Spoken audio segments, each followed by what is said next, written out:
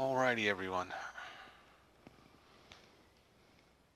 Looks like everything is on and running. So let's come together and share some ideas to bring to closure this month of love. Usually in February we share ideas about love, different aspects of love.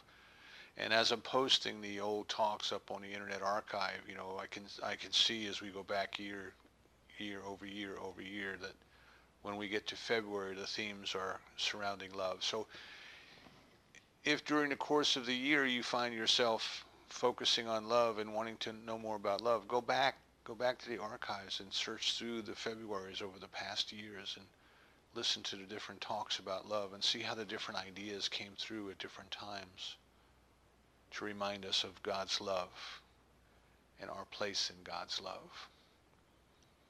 So what we want to talk about today is love as spiritual practice, the yoga of love. And I know that I've mentioned this movie before. It's one of our favorites. It's the 1942 version of The Razor's Edge with Tyrone Power and Gene Tierney. Now there was a remake in the 70s or the 80s with Bill Murray, and it was good too, but didn't carry for me as much as the spiritual message as did the 1942 version. And what this movie is about, this is about a young man. It was actually W. Somerset Maugham. It's kind of a semi-biographical story of this young man who was thrust into World War One. He was working as an ambulance driver in the First World War in the insanity of the war. With think of this time that this is taking place. The First World War. We have almost all the nations of the world involved, killing one another, blowing each other up. At the same time, we have a tremendous flu epidemic that the soldiers carried across the oceans. And the flu wound up killing more people than the war itself did, than combat itself did. And the protagonist in the story moves from this war setting into the Roaring Twenties, which was a time of great liberty, if you will, great freedom, expansion, lots of money. People were having a good time and they were partying. And he's trying to put it all together. He's trying to make sense of all this. He is, in the terms that Joseph Campbell would put it, he is about to embark on the hero's journey. He's about to embark on the search of the meaning of life. So he leaves the United States and he goes to England, and he's working in a coal mine in England doing manual labor. And there he meets a mysterious character. In the hero's journey, there's always a mysterious character. There's always a mysterious character who comes and gives the hero just a little piece of information that they need to move on to the next step of their journey. And in the movie, this mysterious character is portrayed in the character of a defrocked priest who is now married and has children and is working in the coal mines. And the main character of the movie, Larry Darrell, he's talking to this old man about search, about meaning, about life. And the man says to him, he says, well, have you read the Upanishads? And the man says, no, I haven't. The guy says, well, he says, then you don't know nothing. So our hero sets off on a journey, and he goes to India to study with the guru. And it's typical 1940s black and white. The scenery is all painted on the canvas in the background, the Himalayas, and kind of very low budget. And the guru is more of an Englishman than an Indian with a big long white beard. But he's talking to Larry Darrell, and he's telling him, he says, there's three main paths to God. You have chosen the yoga of knowledge. And Larry Darrell is sitting there surrounded by his books. It reminded me of when I first found religious science, and I had stacks and stacks of books all about me all the time. I couldn't read enough, couldn't get enough, couldn't slake the thirst for knowing more that had welled up inside me. But the guru tells Tyrone Power's character, he says, there's the yoga of knowledge which you have chosen. There is the yoga of service, and there is the yoga of love. And when you begin your journey, when you start your journey, it seems that these three paths are different and distinct and separate from one another. But as you get closer and closer to the destination, think of the roads kind of going up the side of the mountain. As you get closer to the top, you realize that there was really only one path. It just took on three different appearances. So there are three main ways. There are three main ways that the ancients tell us of us literally finding our way back into the garden. There is knowledge, which is what we pursue most of the time through our teaching, through listening to talks, through reading, through study groups, through all of these things. There is the yoga of service, which we'll talk about later in the year. It's about being physically that instrument of God's activity in this world and knowing that and dedicating ourselves to that as a way of deepening our connection to the divine. And then there's the yoga of love. Now we need to talk a little bit about the way we use in the word yoga today, because I know that when we say yoga, everybody thinks of, little mats that we roll out on the floor and get our bodies down and bend it into different poses, exercises, ways of strengthening and shaping and increasing the flexibility of our bodies. Hatha yoga is typically what people think of. And that's part of it. That's part of what we want to talk about. But the word yoga itself is kind of a discipline, a practice. And the purpose of the practice, yoga, is the same root of the word yoke, to bind together, to join together. Think of a yoke of oxen, two oxen with this apparatus over their shoulders, and they're kind of bound to each other, and they're bound to the load that they're dragging behind them, whether it be a cart or something else. So yoga is kind of to yoke together, to join together. And interestingly enough, the word religion, the root word for religion, religio in Latin, is to join together, to bind together. So the purpose of religion is to bind together. The purpose of yoga is to bind together. And the purpose of the physical yoga, of doing the physical yoga, was to improve the condition of the body so that the body could sit in meditation for longer and longer periods of time without becoming so uncomfortable that people had to break the meditation. So the physical activity of yoga was part of an overall spiritual practice of spending time joined together, spending time in meditation, spending time experiencing this other consciousness, experiencing this love. So we want to think of the yoga of love as a spiritual practice of love, a spiritual practice that binds us together, together with what? With what are we being bound together? And at first, as our consciousness matures, as human consciousness matures, as we go through the three levels, we think that there's something out there. There's something out there that somehow we need to find our connection to it. We need to be bound to it. Our concept of God is a God out there. And in some cases, our concept of God is that we aren't even worthy to approach that God out there. Can't even see it. So we have to bind ourselves to an intermediary, to a savior, to a saint, to an angel, to a guide, to something or someone that serves as a go-between between us and that which we are not yet worthy to approach, if you will. And that's okay. We have to start somewhere. We have to begin somewhere. And for most people, that is the starting place.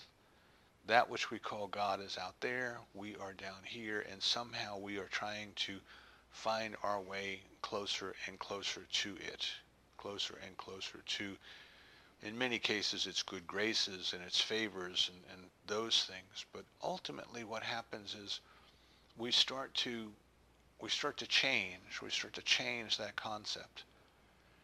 And what is it that we are trying to bind ourselves to? You remember in the New Testament terminology, Jesus said the yoke is sweet and the burden is light. And this is the same kind of idea. What is it we are trying to yoke ourselves to? What is it that we're trying to do? What is this discipline that we are embarking on? Now discipline is another word we probably need to just briefly explain. Discipline is to train. To be a disciple, to learn, to train. It's not punishment. In our culture, the word disciplined, we tend to think of like in the military, if somebody was disciplined, they were punished. They were sent to the brig or they were made to work guard duty, and those kind of things. But discipline is training. Yoga is training. Hatha yoga is training your body. Meditation is training your mind. It is practice. It is spiritual practice. And as we start wherever we are, you have to start where you are, and that's a problem. Most people want to start where they hope they are.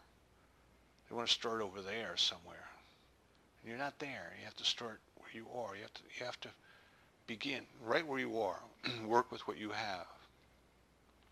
So as we start to grow in this practice, whatever our practice happens to be, whether it be a practice of prayer, a practice of meditation, some sort of devotion, whatever it happens to be, whatever we dedicate ourselves to, as our heart starts to grow, we start to realize that what we are trying to bind ourselves to is not out there.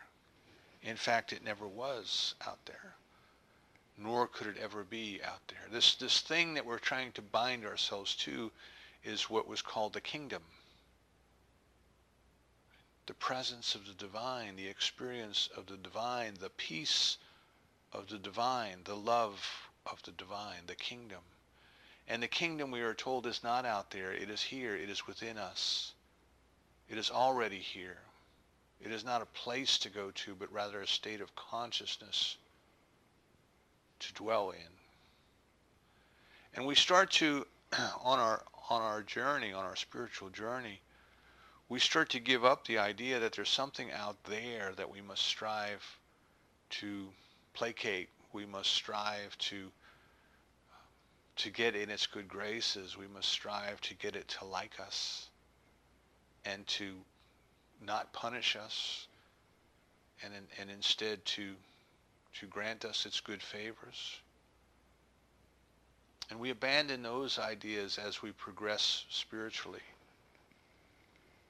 And we start to come to a realization that what we are trying to do is awaken, to bind ourselves by awakening to that which is already here, which is already within us, which is the very presence of God within us, the Father within, if you will. Remember, we're told, go within, go in secret to your prayer closet and meet the divine. And so now we start, our reflection becomes more important to us. Our meditation becomes more important to us.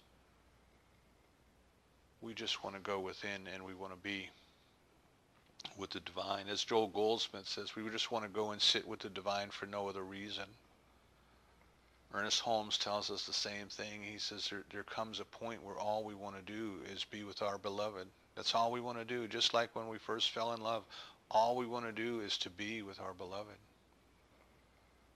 We just want to be with the presence of God, not to ask for anything, not to tell God anything, but just to experience that presence and that oneness. And that is the love that we're talking about, the experience of oneness.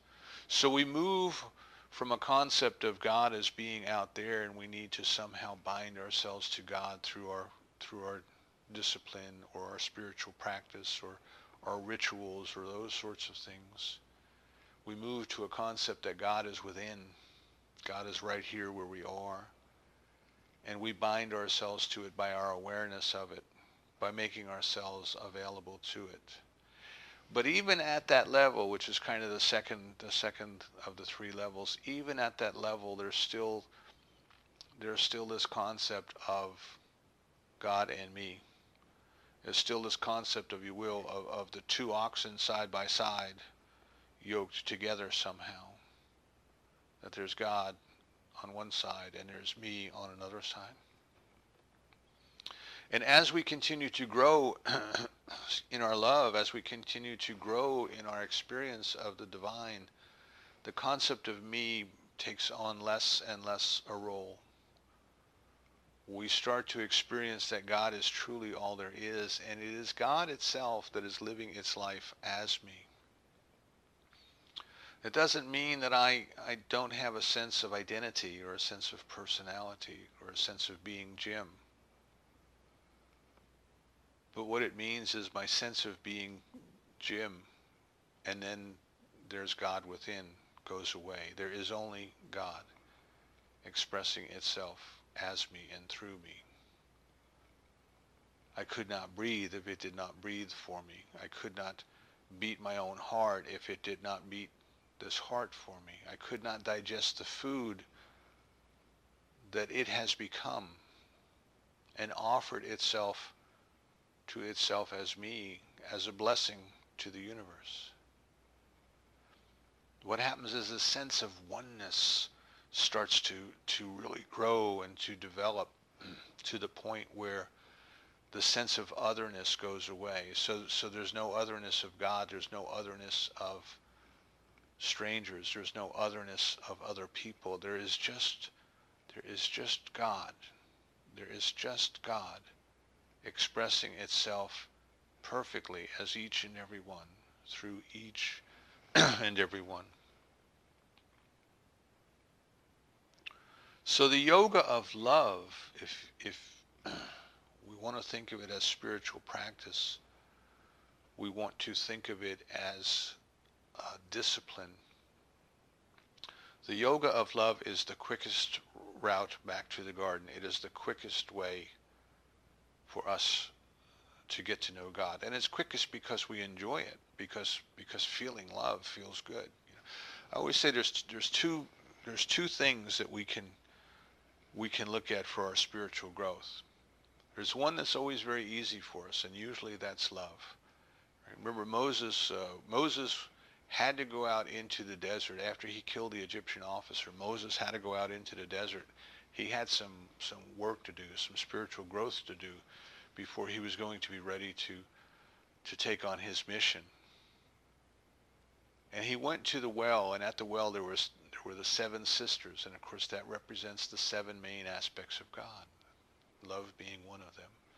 And one of the 7 sisters approached him, and they were married. And of course she was the daughter of the priest, the approach to God. So Moses took the path of love to God. And there's one path that's very easy for us. And then there's one path that is very difficult for us.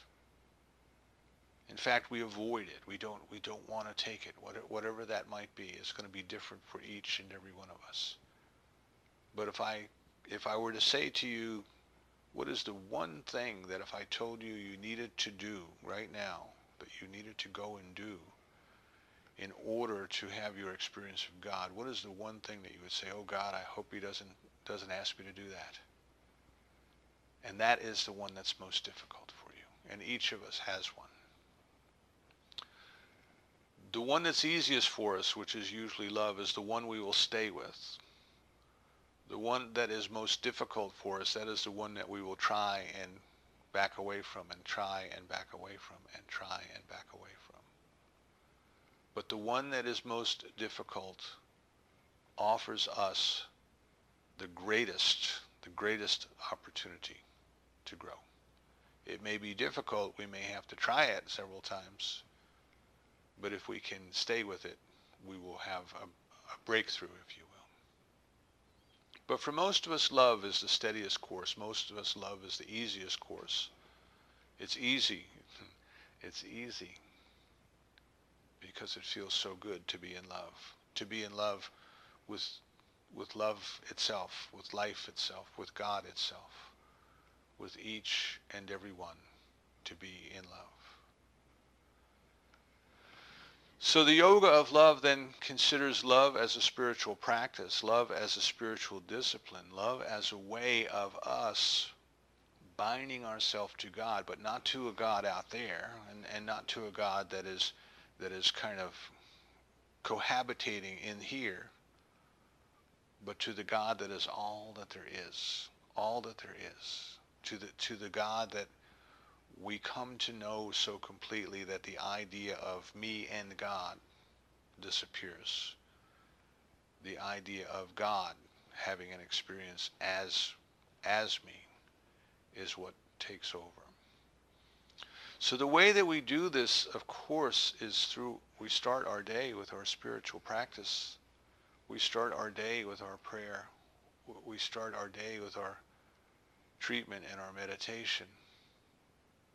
And what we want to do is to commit ourselves to love each day, each moment of every day. The food that we eat is a blessing. The food that we eat, we are already one with. The food that we eat is an expression of God's love. Right here, in a very practical way, in a very pragmatic way, in a very ordinary way. Each meal that we eat is sort of a communion. If we will stop and recognize it as such, if we will stop and think of it as such. How could we even digest our food if we were not already one with it? Where did the food come from? But it came from the very activity of God itself. So here, in a very simple act of taking our breakfast, we are experiencing love if we will simply take the time to acknowledge it. So this is what I consider saying grace over food. I am not necessarily thanking a faraway God from somehow magically sending me something to eat, but rather I am acknowledging that I and the food are one, and God and I are one, and in fact, the I part of it is very unimportant, as the God part is the most important. I can then consider that as I go out of the house, as I go out into the world to be about my activities, or as I go onto my computer to be about my activities, that whatever my activities are, they link me to the whole world. They link me to each and every person. That what God is doing through me this day, what God is doing as me this day, whatever it happens to be, is a blessing to the whole world. The breakfast I ate was God's blessing to the whole world, because it gave God as me the energy required to go forward and be that blessing, that love that the whole world is looking for, that truly the whole world needs. Now, it's easy for us to consider that when we think about the people that we already love. Can you do that with your significant other? Can you do that with your family? Can you do that with your friends? Can you do that with your countrymen? Can you do that with the people who share the same political views as you? And for most of us, yes, that's easy. And now the hard part comes in. Can we do that with people we don't like? And by that I mean, can we recognize within them the presence of God? Can we do that with people whom we fear? The terrorists of the world? Can we refuse to be fooled by their behavior and bring ourselves into the recognition that God is all there is? Omnipresence, there is no spot where God is not. Omniscience, perfect wisdom. Omnipotence, perfect power. Can we free ourselves from the belief that the very love of God that has created the entire world out of itself is not present where the people we don't like are? That the omniscience is not capable of instructing everyone with whatever information he or she needs to awaken. That the omnipotence, the immutable power of God is not capable of resolving whatever needs to be resolved, of doing whatever needs to be done. So as we bring ourselves into our yoga of love, into our practice of love, into our discipline of love, the reason that it binds us closer to the divine is it clearly reveals to us those parts of our life where we are not love, where we are not loving, where we are afraid. The Bible tells us, if you know love, you know not fear. And if you know love, you know God. So if we are willing to do this, if we are willing to choose this as our path, as I say, it is easy because it is appealing to us, but as we stay on the path, we find parts that become difficult, but we need to stay with those, just as you need to stay with your daily physical yoga practice. You can't bring out that mat once every 6 or 8 weeks and try to get into your yoga positions and expect that you're going to be able to do that. It's going to be hard because you haven't maintained your regular discipline. You haven't maintained your regular practice. And the yoga of love is something that we can practice every day, every minute of every day. And you don't even need a mat to do it. All you need is your intention. All you need is your awareness.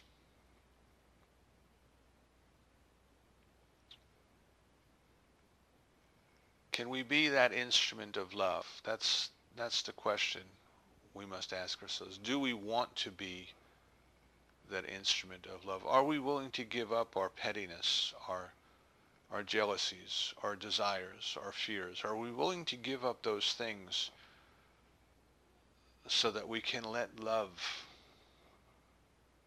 lead us back into the garden?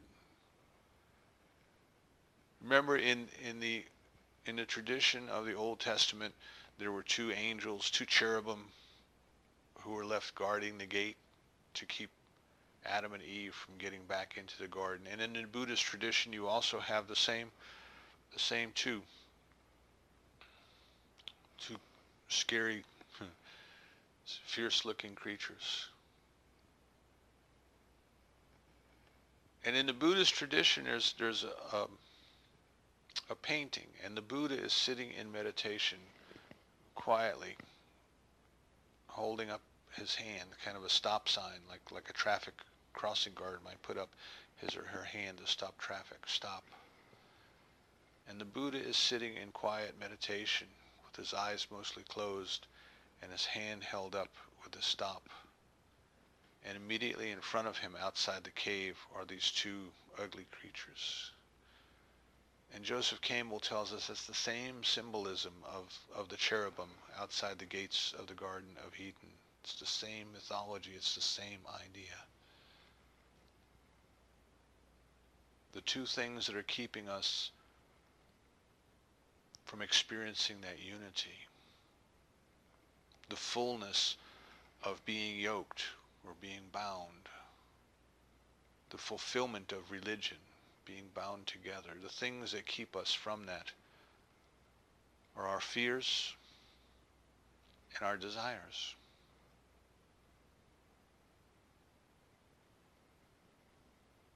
But if we will stop, if we will stop, we can recognize that the fear and the desire, are nothing but illusions of our mind. that because love prevails, because love is, there is nothing to fear. That we are already one with everything. There is nothing to fear. There is only God. There is nothing to fear. And that's why the Bible says if you know love, you know not fear. And our desires when we are in love are not selfish desires. We would not want something for ourselves that we would not want for every other. We would not want anything for ourselves at the expense of another. Our desire is purely for the highest good of all concerned. And our greatest desire, the one that rouses or rises within us to a state of fervor, is our desire to simply experience the presence of God. So as we grow in love, all of the desires that would distract us and lead us away, they dissolve into the nothingness, and what is left is simply the desire of unity. And then we find ourselves in the garden, and we find that we never left the garden. We just believed that we left the garden, that it was all a dream. It was all a delusion, but there was never a time nor a place where God's love was not, where God's presence was not, where God's fulfillment and caring were not. So as we go forward this week and as we go forward this year, I invite you to consider to make love your spiritual practice, to make love your surest path back to the garden, to make love that which you are willing to dedicate yourself to entirely. Start where it is easiest, with those persons, with your pets, with all of the things, nature, whatever it is, the things that are easiest for you to feel love in their presence. And then recognize that the love is not just about their presence. That is, you don't feel good because you're with them. You feel good because you're experiencing love. Right?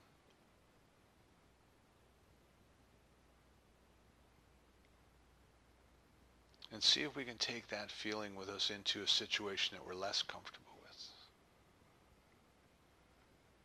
That coworker we don't quite get along with, the boss we don't quite get along with, the client or the customer who pushes our button.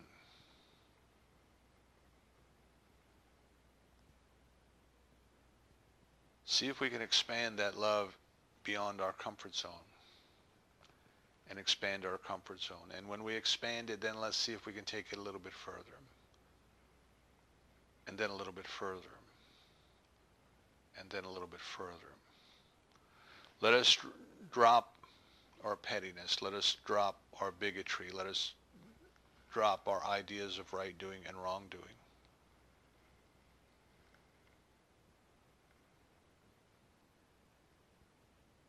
Let us direct everything in our consciousness that is unlike God's love to leave, and leave now.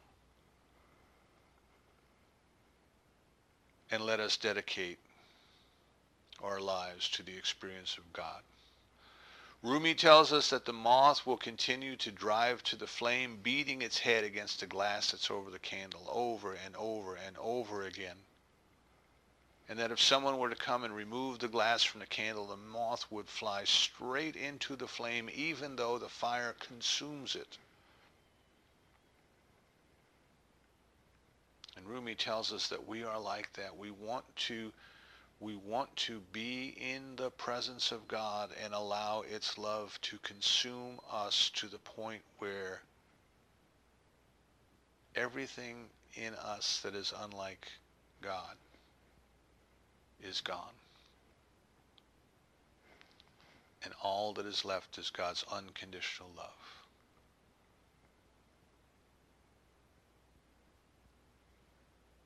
That's where we want to be. That's how we want to approach the rest of the year, I hope. So I invite you to consider that and to contemplate that this day and this week. And to observe yourself in your daily activities. And if and when you find yourself acting in a manner that is unlike God's unconditional love, to invite yourself to let go. To bind yourself to God by letting go of everything unlike God. To seeing and blessing the presence of God in each and every person, in each and every situation. To see that in the mirror in the morning. To see that at all times and at all places. And that is the yoga of love. And so it is.